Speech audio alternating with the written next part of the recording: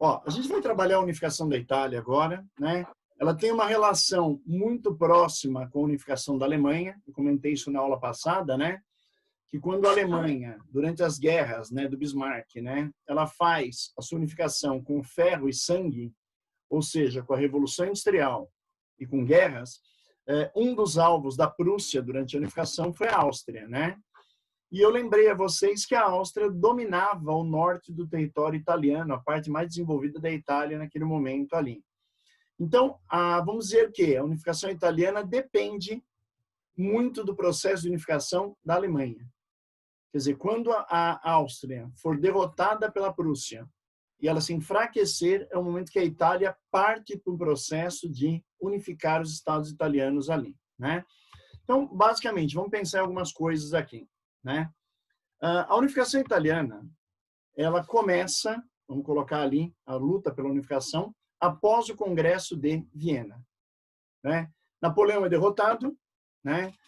Os territórios europeus são devolvidos às potências europeias pós-Napoleão, né? É o princípio, né, da restauração de terras aos reis absolutistas ali. E, de certa maneira, né, o que é a Itália hoje acabou sendo dividida em 8 estados. 7 estados laicos, né? 7 que eram laicos, e um estado pontifício, que é o estado papal, que seria hoje para nós, como a gente chama aí, o Vaticano, né? Então, nós temos aí os estados, de certa maneira, né? Estados laicos independentes, um estado papal dominado pela igreja, e aí uma coisa importante, né? Boa parte do norte da Itália, os principados do norte da Itália, estavam sob domínio austríaco. Uma coisa que é legal a gente lembrar, a Itália, como os Estados Unidos, né? Como algumas potências do mundo na época, ela tinha o lado norte do seu território muito desenvolvido, muito industrial, com bastante comércio, e a parte sul do território, uma parte mais agrícola, né, menos desenvolvida ali. Então, de alguma maneira, quando a gente analisa, né, o processo de unificação da Itália, a primeira coisa que eu preciso pensar, pós-Congresso de Viena, o que é a Itália? 8 estados, 7 laicos independentes, um estado papal, um estado pontifício. A parte norte desses estados, dominado pela Áustria, né, que sai do Congresso de Viena com a tutela, o domínio sobre a região norte italiana ali. Para a Itália unificar é um processo bastante complexo, porque ela precisa, né, como a Alemanha teve também, que um dos estados coordene o processo de unificação. No caso alemão, foi a Prússia. No caso italiano, né, tem que ser o reino sardo-piemontês, o reino da Sardenha e Piemonte, que vão coordenar o processo de unificação ali. E lembrar um detalhe, a Alemanha tinha, na época, 32 estados para unificar. A Itália tem os 7 estados laicos, mais esse estado pontifício, que é independente, né, que está na mão do Papa ali. Se nós analisarmos, né, a região em 1820, né, para a gente poder ter uma ideia da conjuntura que a gente tinha ali, como é que funcionava aquilo na época, né, você vai perceber, né, logo depois aí do Congresso de Viena, né, que a região da Sardenha e Piemonte, que fica no norte da Itália, tá? Tá aqui no mapa, essa área mais avermelhada, né, essa cor de terra aqui no mapa, né? É a área onde começa o movimento liberal pela independência italiana, certo? Então, existe um problema ali. De alguma maneira, há tentativa de revolução nessa região, há uma tentativa de buscar uma independência, uma unificação nessa região, e que o Congresso de Viena acaba o quê? Usando a Santa Aliança para rebater essa tentativa de independência. Galera, preciso pensar numa coisa. O que era a Santa Aliança? A gente estudou aulas passadas aí. Ela era o braço armado do Congresso de Viena, uma força multinacional que, quando alguma nação da Europa estivesse sob alguma intervenção iluminista ou algum movimento libertário, essa Santa Aliança agiria em prol da defesa de quem? Dos membros do Congresso de Viena. Então, a Áustria usa, né, da Santa Aliança, invade a região norte da Itália e não deixa o processo avançar. Quer dizer, aquela ânsia do Reino da Sardenha e Piemonte em começar uma independência foi barrada já no começo dela, em 1820, com a ação do Congresso de Viena e a ação da Santa Aliança naquela região ali. Bom, o que nós temos que ter na cabeça? Os italianos vivem a primavera dos povos. Eles são influenciados por ideias burguesas, liberais, por ideias nacionalistas de formar uma nação, por ideias socialistas no seu país também, como aconteceu na Alemanha, né? Tenta-se um movimento libertatório, o próprio, né, Congresso de Viena, a própria ação da Santa Aliança, criada no Congresso de Viena, impede que a Itália se unifique já nos anos 20 ali. Ela fica ainda com a sua unificação paralisada naquele momento ali.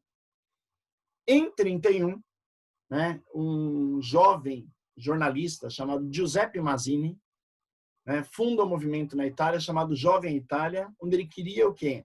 A radicalização da unificação italiana e a formação de uma república na Itália, né? O Giuseppe Mazzini, que é um líder revolucionário, republicano, cheio de ideologias liberais, né, burguesas, né, mas liberais, né, extremistas ali, né, república, ele acaba tendo apoio de um grupo do sul da Itália, na verdade, formado por camisas vermelhas, que eram socialistas italianos, liderados por Giuseppe Garibaldi, né? Existe uma relação entre Mazzini e Garibaldi. O Mazzini, um republicano querendo a fundação de uma nova Itália, e o Giuseppe Garibaldi, um socialista no sul da Itália ali. Eu queria lembrar que o Garibaldi, que vocês estão vendo aqui, o Giuseppe Garibaldi, né?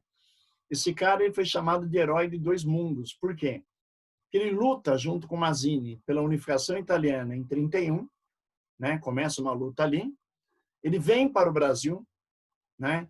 Luta na Revolução Farroupilha, aqui no Rio Grande do Sul, durante o período regencial, entre o primeiro e o segundo reinado, né? E depois ele retorna à Itália para continuar a sua luta revolucionária.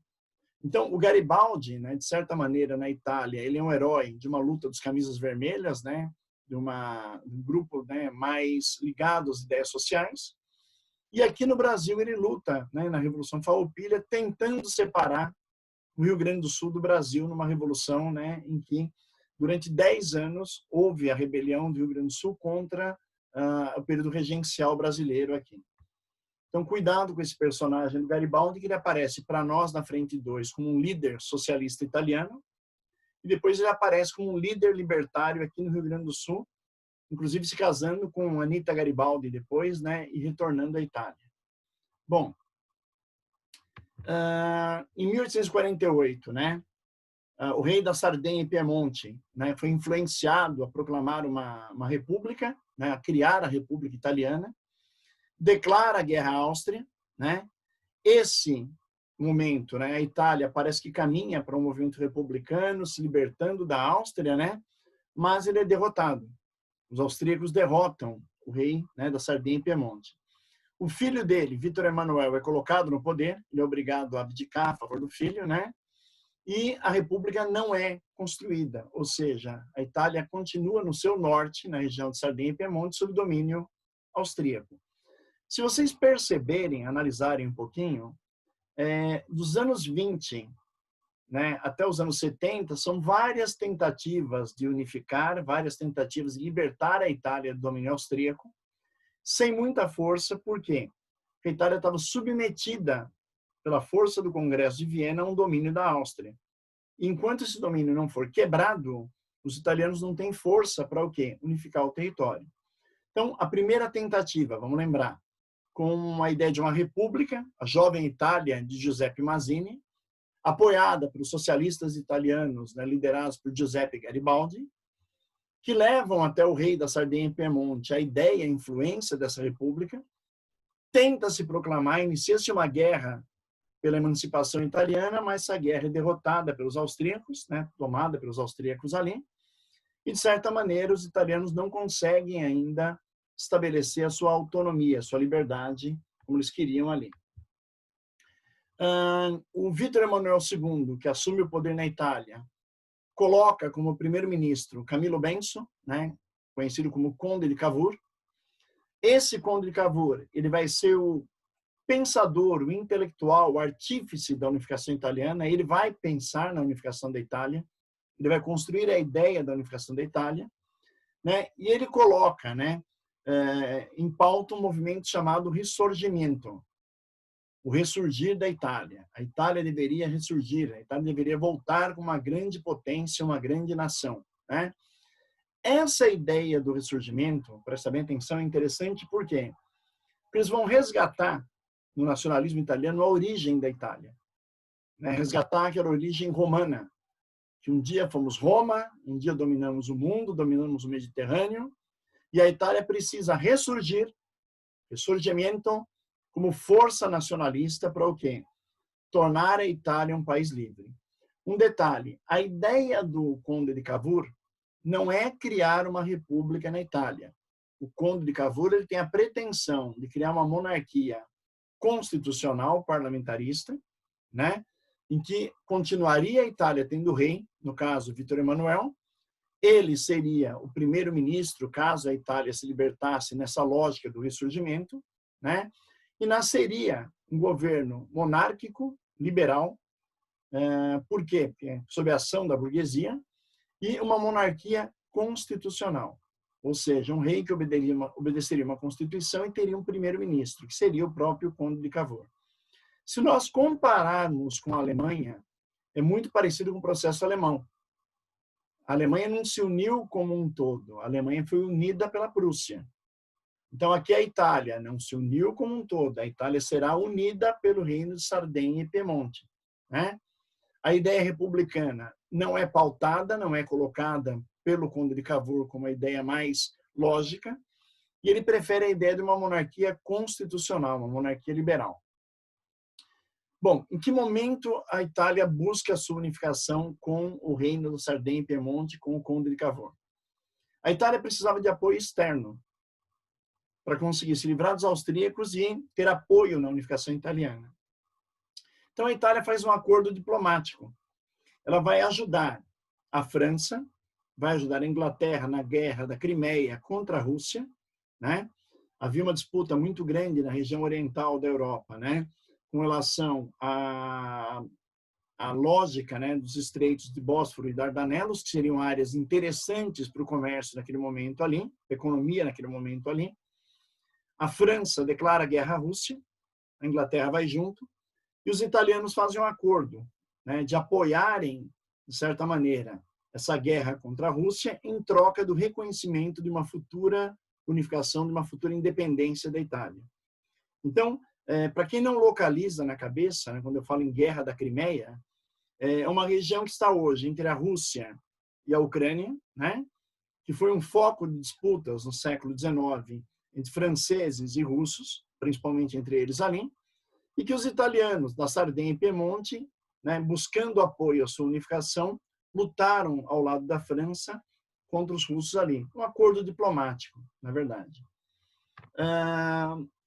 Essa participação na Guerra da Crimeia deu ao Reino de Piemonte o direito de participar, né, de um congresso em Paris, onde foi pautada a unificação da Itália, foi colocada a ideia da unificação da Itália. O rei da França, na época, Napoleão III, aquele que vai perder a guerra para a Prússia, na unificação alemã, né, se comprometeu a apoiar o processo de unificação contra a Áustria, né? O Cavour iniciou uma guerra de unificação contra a Áustria e perdeu essa guerra, né, no primeiro momento. Num segundo momento, né, ele viu, né, a Áustria ser derrotada pelo exército prusso, né, quando Bismarck invade, né, a região austríaca e na Guerra Austro-Prussiana, né, e depois invade a própria França, né, na Guerra Franco-Prussiana. E nesse momento em que a Áustria é invadida pela Prússia, enfraquecida pela Prússia, a Itália começa a se libertar. Aquilo que eu falei no começo da aula, né, a unificação alemã influencia a unificação italiana. Por quê? Somente com a derrota austríaca para a Prússia, na unificação alemã, e somente com o enfraquecimento do exército austríaco, haveria a possibilidade do quê? De uma independência para a Itália, uma unificação para a Itália naquele momento ali. Então, olha que interessante. A primeira tentativa de unificação italiana foi republicana, com Mazzini, com apoio popular de Garibaldi, os Camisas Vermelhas. A segunda tentativa, com o Conde de Cavour, buscando apoio francês, lutando junto à França numa guerra contra a Rússia em troca de apoio pela unificação. Agora, né, o Cavour percebe, né, que ele precisa, né, que a Áustria seja derrotada pela Prússia na unificação alemã, para que a Áustria se enfraqueça e para que possa ser feita a unificação da Itália naquele momento. Então, é um jogo de estratégias, né? A Itália não se unifica sozinha, ela depende de uma guerra entre germânicos e da derrota austríaca para conseguir a unificação, conseguir o quê? Construir o Estado italiano. Bom, de certa maneira, né, começa uma série de lutas dentro da Itália pela unificação. É proclamado o rei da Sardenha, Vítor Emanuel, como rei da Itália naquele momento ali, né? Só que existe um problema, né? A gente percebe que, de alguma maneira, né, a unificação vai se concretizando pela ação do Conde de Cavour e pela ação do Garibaldi com a população camponesa que luta pela unificação também, mas existe um probleminha, né? Existe o território papal. Unificar os 7 estados italianos era uma luta, era um objetivo, era uma luta nacionalista dos italianos, principalmente da Sardenha e Piemonte. Mas havia um problema no meio do caminho, havia uma pedra no meio do caminho, que era o estado do Papa. Se unificasse a Itália, né, aproveitando a derrota austríaca, e formasse a nação italiana, o território papal estaria preso a essa nação italiana, ficaria dominado por essa nação italiana ali. Certo? Então, dentro do processo de unificação, né, existe um problema. A Itália vai se unificando pela mão do Cavour, a Itália vai se unificando com o rei Vítor Emanuel, a Itália vai se unificando pela luta camponesa de Giuseppe Garibaldi, né, que faz uma luta libertária pela unificação italiana, mas a região de Roma, onde é o Estado Pontifício, é protegida pelos franceses durante o período do quê? Do processo de unificação. O Papa é protegido pela França. Alguém vai falar assim, mas por que a França protege o Papa? Para que a Igreja apoie o governo francês também. É uma troca de favores entre a França e o papado ali, né? Em 1866, a Alemanha, né, que já havia vencido a Áustria numa guerra e facilitado a unificação italiana, agora a Alemanha vence a França, que foi a Guerra Franco-Prussiana. Essa guerra franco-prussiana obriga a França a levar todo o exército para o território francês, né? Ou seja, Roma pode ser tomada agora pelos italianos. O Napoleão III, como a gente viu na aula passada, ele vai ser derrotado nessa guerra franco-prussiana. A França será humilhada, a França perderá territórios, a França terá o rei alemão coroado em Versalhes. E, enquanto isso, as tropas, né, revolucionárias da Itália tomam Roma, né, dominam a cidade de Roma e dominam o Estado papal. Então, nesse momento, está concretizada a unificação da Itália. Os 7 estados já se uniram, né, e o Estado papal agora pertence a esse mundo italiano que foi construído aí, certo? Temos problemas aqui. Existem, né, uma série de problemas na Itália que se unifica, por quê? Porque o norte da Itália é extremamente industrial, o sul da Itália é uma área agrícola, então existe uma divergência regional, existe um problema, né, pós-unificação entre as duas regiões ali. O norte caminha para a Revolução Industrial, o norte caminha para se tornar uma área potente e poderosa, e o sul manteve ainda aquela nobreza agrária no poder no sul da Itália, né, uma herança aristocrática, né, uma nobreza que permaneceu dominando as terras no sul da Itália ali, né? Essa unificação que leva, né, à coexistência de duas Itálias, uma rica, industrial, forte no norte, e uma outra um pouco mais frágil, mais agroexportadora, dominada por uma elite agrária no sul, e demorada essa unificação, porque ela começa nos anos 20 para terminar nos anos 70, né, quase 50 anos de luta ali, acaba atrasando o desenvolvimento da Itália, atrasando o nascimento da potência industrial italiana, né? e, de certa maneira, atrasando também a corrida da Itália para dominar territórios na África e na Ásia, que nós chamamos de neocolonialismo. O neocolonialismo, o colonialismo do século XIX, quando as potências europeias vão começar a invadir a Ásia e a África, né? Isso acabou levando a Itália a nascer e demorar para concretizar a Revolução Industrial, desenvolvimento, crescimento econômico. A Itália é um dos últimos países da Europa a fazer, os que fizeram, né, a Revolução Industrial, a fazer a sua Revolução Industrial, né? Então, a demora no processo, as lutas de libertação, o problema com o Estado papal, né, o Estado pontifício, que ficou ali fora da unificação graças à França. E depois da derrota francesa para a Prússia, ele é unificado, ele é levado para a unificação também, atrasaram o desenvolvimento italiano, de certa maneira, ali. Bom, o Estado pontifício, o Estado papal, né, foi o último ponto, né, da unificação italiana aí. Ele passa a pertencer à Itália. Isso é um problema grave, por quê? Porque o Papa perde a autonomia, quer dizer, o Papa não é mais líder do Estado papal. O Estado papal pertence a quem? Ao governo italiano, está dentro de Roma, né? Então, de certa maneira, o governo, né, impõe a vontade sobre o Papa não aceita, né, as garantias do parlamento, né, que daria autonomia, certa autonomia para o Estado papal, né?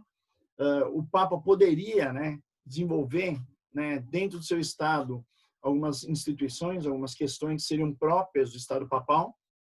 O Papa acaba não aceitando, não reconhecendo essa ideia, né, de poder quase que se autogovernar.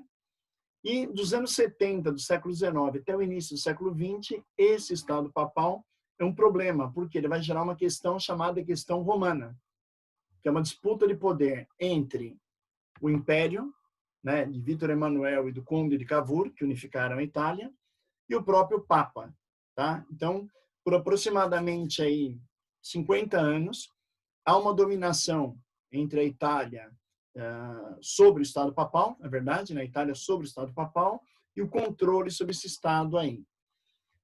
Essa questão romana invade o século XX, né, e só é resolvida em 1929, no período entre a Primeira e a Segunda Guerra Mundial, quando o ditador italiano Benito Mussolini, o líder da Itália, né, fascista, né, pré-Segunda Guerra Mundial, ele faz um acordo com o Papa Pio XI, que é o Tratado de Latrão, onde ele cria o Estado do Vaticano, um Estado independente, que não está preso à Itália, não depende da Itália e tem a sua independência com relação à Itália. Então, percebam uma coisa, um dos entraves para a Itália se consolidar como uma grande nação foi a briga com o Papa. E essa briga dura desde a formação italiana, né, vamos colocar ali como referência os anos 70, século XIX, até o final dos anos 20, né? Desculpem. No final dos anos 20, nós observamos, né, o Acordo de Latrão, o Tratado de Latrão, onde, né, o Estado italiano, naquele momento, fascista, ditatorial, dá para o Papa de presente, né, o Estado do Vaticano. Lógico que isso não é de graça, né? O apoio da Igreja Católica foi fundamental para a formação do quê? Do governo de Mussolini, do governo fascista na Itália. Então, a própria Igreja Católica, em determinado momento, né, a alta cúpula da Igreja apoia o fascismo na consolidação do Estado fascista italiano nos anos 20 ali. E a Itália acaba se consolidando, retirando aquele entrave, aquele problema que teria sido a questão do Vaticano ali, certo? Bom, essa foi a unificação italiana, para a gente ter uma ideia geral sobre ela, né? Pensar um pouquinho sobre a unificação da Itália ali.